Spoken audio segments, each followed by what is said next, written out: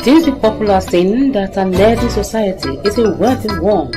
On the Great Mind program, medical experts are available to provide solutions to various health challenges. You desire greatness in life. Successful men and women in the society are available on the Great Mind program to reveal to you the secrets to their greatness. The Great Mind of UNIOSUN is a watch for all. Meet me on the program every Sunday between 3:30 and 4 p.m. Happy Sunday to you, all our viewers at home. It is another educative moment with me, Bola Olayinka, on the program, The Great Mind.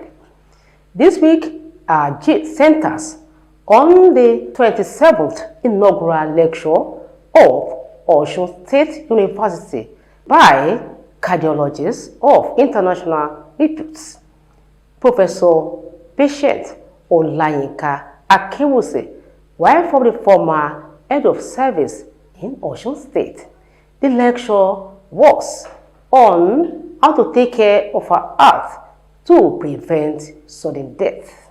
Fulfillment in life is all about rendering selfless service to humanity and making positive impact on the lives of others through one's calling according to the will of God for mankind.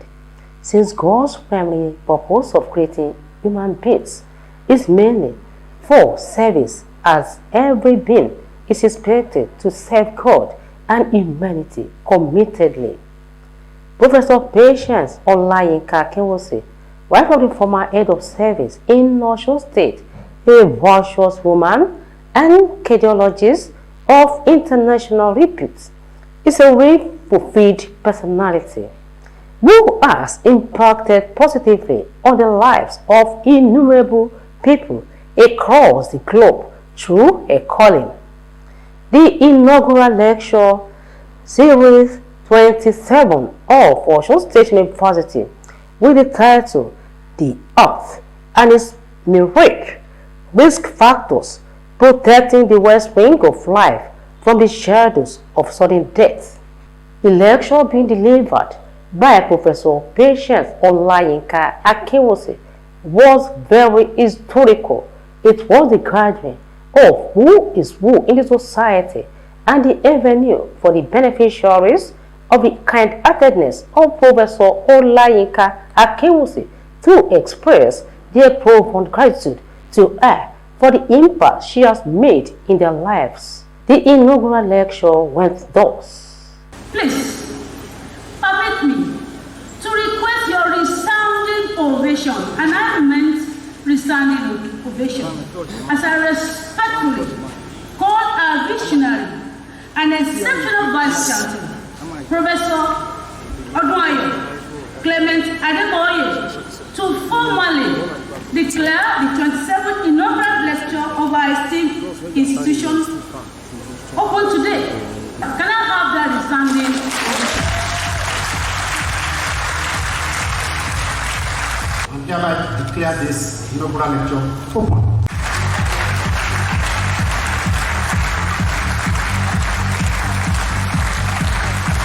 Of life from the shadows of sudden death. The Vice Chancellor, sir. Deputy Vice Chancellor, Academics, Research, Innovation and Partnership. A personal journey, reflections from the beginning. My experiences in clinical practice, research, and mentorship have shaped my perspective and enriched my contributions to this field. Medicine is at its heart a human endeavor. It is a discipline grounded in science, but driven by empathy, humility, and an unwavering commitment to the well-being of others. I was born into a polygamous family, raised by a strict disciplinarian educated father, late Chief Dr. Michael Ajayi Fabumi, MON, MDE, D.Lit. Ife, Odole Atobashe of Ile-Ife, who valued education so much that he would stop at nothing to ensure he studied well and excelled. He was a public servant who traversed various spheres of service, from being a railway staff to a secondary school teacher, local government secretary, and more. He made it a point of duty to wake us up at 5 a.m. every weekday for an early morning coaching in mathematics and English. And he personally coached us and gave us assignments to do. Homework from school was also diligently supervised by my mother, Mrs. Christiana Mukonjubola Family, a trained primary school teacher. He rewarded diligence and excellence in our academics by giving whoever taught his or her class double of everything he or she needed, from pencil to biro, money, etc. This was encouraging, and we struggled to excel so we could earn the reward. My foray into medicine started at a tender age in primary school because of my eldest brother, late Dr. Babatunde Sholafabumi, who trained as a medical doctor in India, became a medical officer at the General Hospital in Ibeti, Oyo State, and later at the State Hospital at Oyo, Ibadan. He was then a bachelor, and my father encouraged us to spend our holidays with him. He was caring, kind, well-dressed in an immaculate white coat, and some of us just wanted to be like him. He later specialized in obstetrics and gynecology in the UK before coming back to resettle in Ibadan with his family. God answered my prayers, and I was able to study medicine at the then University of Ife, now Obafemi Awolowo University Ile-Ife. Late Professor Adelayo Adeyemo, a cardiothoracic surgeon who was the coordinator of clinical students, monitored us so well to ensure that we succeeded against all odds. We also had the privilege of being well taught in our clinical years by two cardiologists, Professor J.J. Andy and Professor G.O.A. Ladipo, and this aroused my interest in cardiology. When it was time to specialize, I thought I should go into a field that would make me very useful to my parents. So I went into internal medicine and sub-specialized in cardiology. Pictures of Professor J.J. Andy and G.O.A. Ladipo will be displayed shortly. Indeed, I was very useful to my late father in his old age, and still useful to my aged mother and other family members, friends, and associates. During my residency, I also had the opportunity to be mentored by Professor Michael Olatode Balogun, Professor Adeshui Adeyinka Leslie Ajayi, and Professor Anthony Olubunmi Akitobide. Although Professor Adewale Akishola is a nephrologist, he also played a pivotal role in my academic career during the residency training and beyond. He was very strict with us as residents and made us work very hard to be able to pass our exams at every stage of the training, which was very tough. We had to be resilient, hardworking, focused, and determined. I am still in touch with all my teachers and mentors. The cardiovascular system simply means the heart, the arteries, and the veins working together in consonance. The heart, the picture of the heart in real time as it pumps will be displayed. Then there's a picture of the heart showing all the structures, the chambers, and the valves, and the great vessels. The heart, all the knowledge I possess, everyone else can acquire, but my heart is on my own. The heart is one of the major organs in the body. Your heart is the size of your fist, is the strongest muscle in the human body. It starts to beat by 21 to 28 days after conception and beats throughout the lifetime of an individual. The average heart beats about 100,000 times per day, or about 2.5 billion times over a 70-year lifetime. The rate per minute is 60 to 100. Averaging 70 per minute. Rate can double during exercise or at times of extreme emotion. The heart is the pump that drives blood around the whole body to supply every cell with oxygen and the needed nutrients. Also gets the waste products removed to organs that we excrete them from the body. Blood flow through the heart to the great vessels. Contributions to knowledge on hypertension, heart failure, and cardiovascular risk factors. Hypertension, commonly known as high blood pressure, is the commonest cardiovascular disease in Nigeria and a major public health challenge in Nigeria. It is both a cardiovascular disease and a cardiovascular risk factor, with about 1.28 billion sufferers globally. It is defined as a sustained elevation of blood pressure greater than or equal to 140/90 mmHg. It is a leading risk factor for cardiovascular disease, including heart attack, stroke, and heart failure. Risk factors for primary hypertension. A table is on display. It could be genetic or environmental factor. Genetic, one or two parents, when one or two parents are hypertensive. Environmental factors, increased salt intake, obesity, excessive intake of alcohol, cigarette smoking, physical inactivity, drugs, such as the non-steroidal anti-inflammatory drugs. Examples are cataflam and ibuprofen. Low potassium intake, low calcium intake, refined foods, intrauterine effect, that is adverse effects on the baby during pregnancy. Increasing age, socio-economic stress. Individuals, this refers to all of us. We must all adopt a healthy lifestyle by engaging in regular physical activity, maintaining a balanced diet rich in fruits, vegetables, whole grains, and lean proteins, avoiding excessive intake of salt, sugar, and unhealthy fats. Individuals must regularly monitor their health parameters such as blood pressure check, cholesterol, and blood glucose. We are doing that free of charge under the tent outside there. All must quit smoking and alcohol use, as both significantly increase cardiovascular risk. Individuals should manage stress well. We must also recognize warning signs such as chest pain and shortness of breath so that we can seek early medical attention. For communities must promote awareness and education on cardiovascular disease by organizing health talks, workshops, and campaigns to educate the public about heart disease risk factors and prevention strategies. Facilitate access to screening by coordinating regular community health screening for blood pressure like we are doing out there. And the university also does it annually for community members. Encourage physical activity by developing safe and accessible recreational spaces and organizing community fitness activities. Community must support healthy food choices by promoting the availability of healthy food options in local markets and schools and discouraging consumption of processed foods.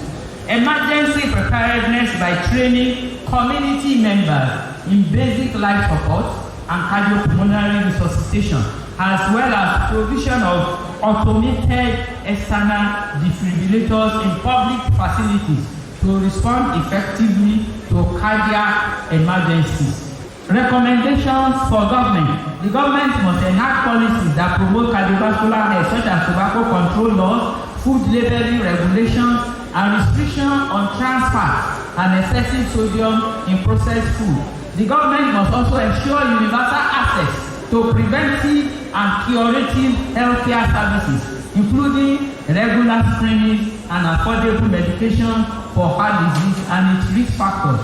Massive public health campaign by funding and supporting large-scale campaigns. The government should also invest in building and maintaining public recreational facilities, parks, and safe walking through cycling paths to encourage physical activity. Provision of automated external defibrillators in public facilities, hospitals, airports, parks, schools, universities, courtrooms, secretariats, workplaces, etc., and training of its use for emergency resuscitation of sudden collapse victims. There is an urgent need to support research into cardiovascular disease prevention and treatment and maintain surveillance systems to track trends and outcomes. In conclusion, cardiovascular diseases are the commonest causes of death in adults globally, both in males and females. The prevalence of these cardiovascular risk factors is increasing, especially that of hypertension. Clustering of cardiovascular risk factors with potentially increased risk of cardiovascular diseases being reported in both our urban and rural communities. Hypertension and its related complications are the commonest cause of sudden death. Sudden death reportedly occurs more in males than females, and it affects the most productive age group of our economy. This portends a great danger for our generation. Most of the cases of sudden death occur outside the hospital. Initially, it is sudden collapse of the individual, where bystanders are mostly naive about cardiopulmonary resuscitation. The time for individuals, communities, and government to act is now. The genes load the gun, remember. Lifestyle pulls the trigger. Dr. Elliot Johnson. Our advocacy for good cardiovascular health is to adopt healthy lifestyle at all levels. So, do not pull the trigger. There are enough responsibilities in our hands to ensure our hearts stay healthy, strong, and lasting. Acknowledgement. To my family, words cannot truly express my gratitude. Thank you for your unwavering love, patience, and sacrifices, especially during times when my academic pursuits required a great deal of my time and attention. I thank my darling husband, Mr. Akinwusi, retired of this age of time, for his support and encouragement and making humongous sacrifices to ensure my success. Your belief in me has been my anchor and inspiration. Mr. Vice Chancellor, kindly permit me to ask my husband, my darling husband, to stand up for recognition.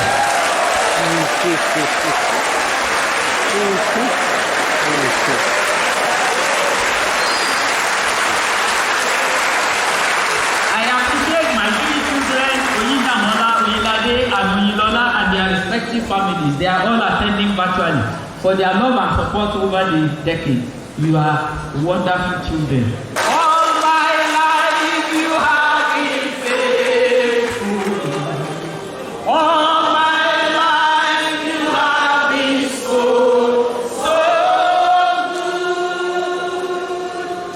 With every breath that I am able,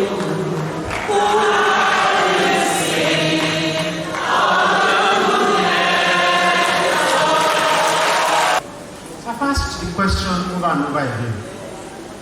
Why do people live longer in developed countries? It's not because of money only. Money plays only very little role, but it's because of knowledge. This inaugural lecture is about building a knowledge-based society for people to live longer. You've heard it. Major cause of death is this thing about sudden collapse, sleep and never wake up, someone seemingly normal with robust cheeks, filled up chest, no hole here. The person is just sleeps, and that is the end. It almost happened there 3 or 4 times in times past. This is a lecture about building knowledge-based society. Thank you again, Professor Akinwusi.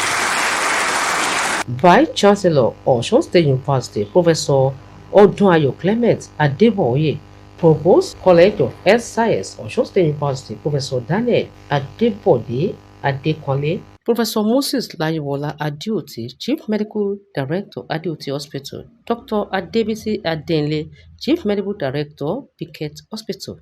Immediate past Chief Medical Director, Osun State University Teaching Hospital, Professor Peter Babatunde Olayinka, Nigerian Medical Association Chairman, Osun State Branch, Dr. Adeniyi Olanipekun Fashanu, Professor Rasak Adebayo, Head of Department of Medicine, Obafemi Awolowo University, Professor Akinlolu Omishore, Dr. Oluseyi Atanda, Dr. Adebimpe Afolabi, Dr. Folami Emmanuel Oladayo, Dr. Adejare Adedire, Ms. Omolayo Mary Radication, and Barrister Binle Adebiyi.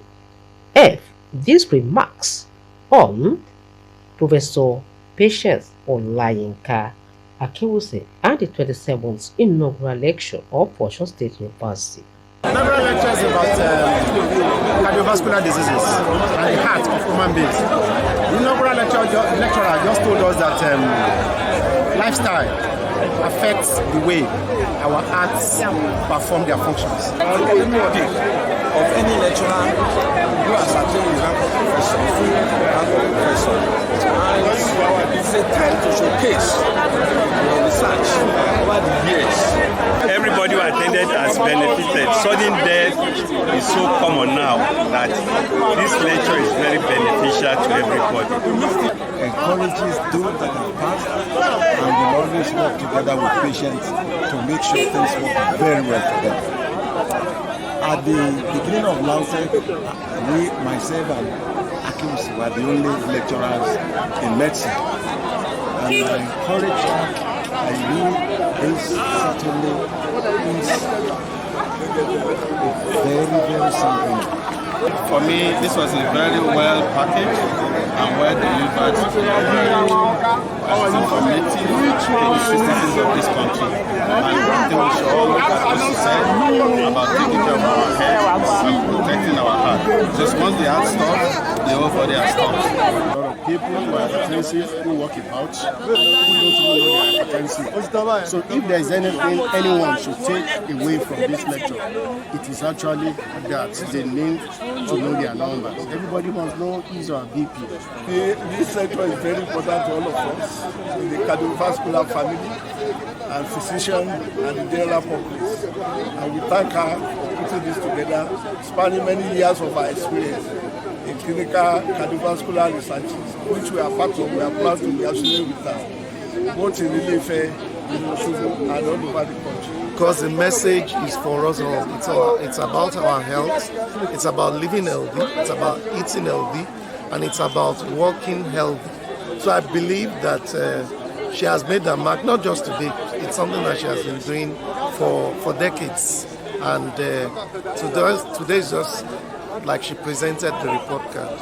From then till when we became doctors, she still continued to carry us on her back as a mother and a mentor. So for today's inaugural, there was nothing else we could do other than for us to rally around her and support her as a way of saying thank you, mother, for nurturing us this far. She didn't just lecture us, she taught us. She impacted knowledge, she impacted virtue, okay? She impacted things. You know, my set said that she was priceless because we couldn't find enough words to describe what she means to us. She built in us virtue, resilience. Up till now, if you are working with Mama and you don't move fast, Mama will be faster than you. That's to tell you how she has lived what she teaches. So, excellency, she wants people to know about the good job that is coming through her. And she has done well to every one of us. Like one of my sisters said that everything, apart from the teaching, when we are doing our wedding, when we are doing anything, Mama will follow you. Remember, Mama followed me to Ifete when I was doing the ceremony of my mother.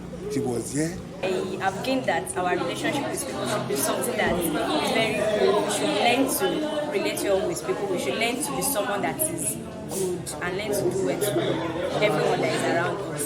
We should make sure we check our BP, know about our status in the diabetic, and the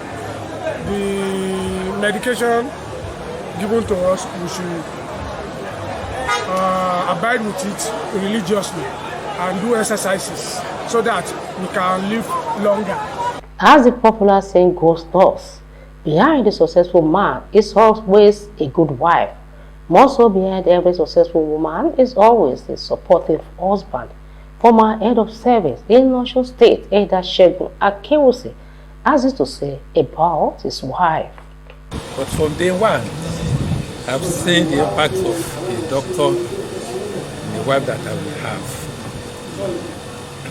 You know, as a young graduate, carefree, radical, and all the rest, I was enjoying some peer group influence, indulging, drinking, and all the rest.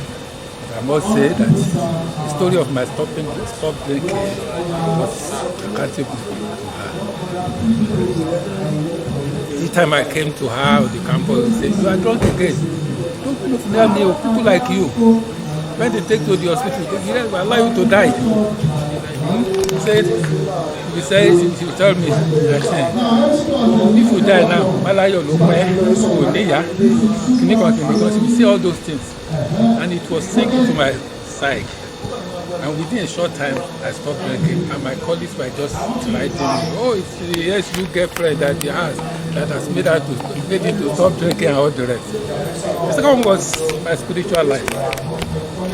I became very rebellious, especially from secondary by going to church and all the rest. So when I got to university, I was carefree. I was one of those people that used to mock SU girls. For God knows, when I wanted to choose a wife, I went to the SU to choose a wife.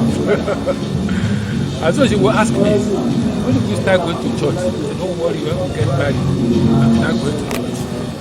She was patient with me. I got married. She said, "You are not married. Aren't you going to go to church?" I said, "When my children are so young, they take my Bible to the car and they start going."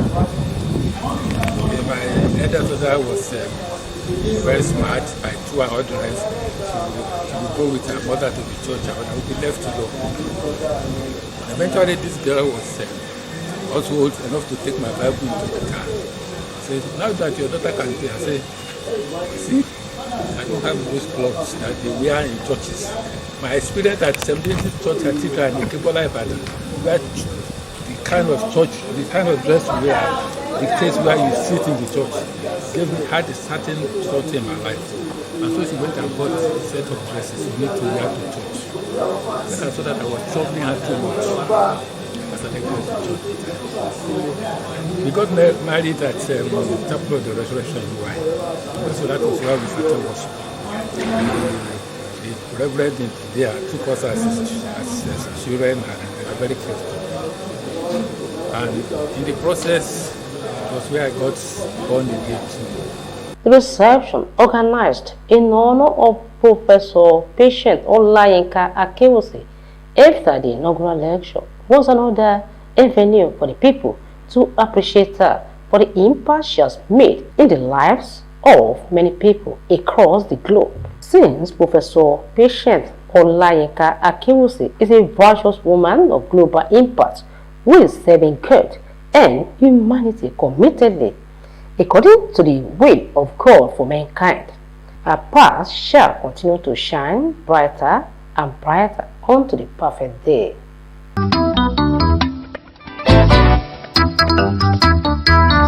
From our end there, we wish Professor Olayinka Akinwusi more breakthroughs and greater heights in life.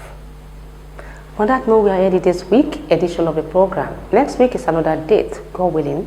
Till then, stay blessed.